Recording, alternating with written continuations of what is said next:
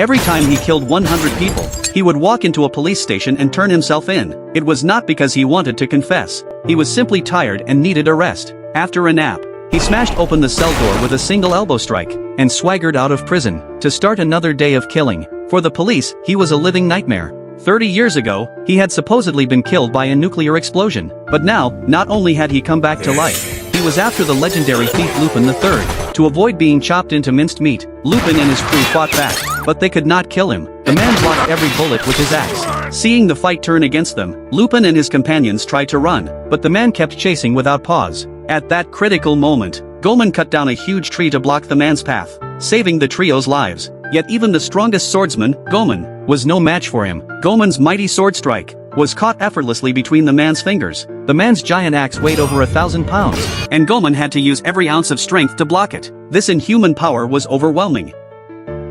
Though Goman was pulled to safety, his treasured sword was shattered by the axe. For him, that pain was worse than death. Refusing to accept defeat, Goman retreated deep into the mountains, training twice as hard, to avenge himself and reclaim his honor. But the memory of his sword strike being caught haunted him like a shadow. A leaping shark reminded him of the swinging axe, and even when its body pierced his own, he could not bring himself to draw his sword. Whether enduring flames to build stamina, or training under a waterfall to strengthen his resolve, the image of those massive, sharp axes weighed on him like a mountain. 3 days passed. Goman had not eaten or drunk a drop of water. His wounds grew worse from infection, but he had no time left to train. His employer had given him only 3 days. When the deadline came, the employer's men found him. One henchman knocked him down with a club, and mocked his sword skills as worthless. Goman stayed silent. Another stepped on his body, and suddenly, it was as if his energy channels burst open. His opponent's movements appeared in slow motion in his mind. He drew his sword, and with a single sweeping strike, he cut down everyone in his path,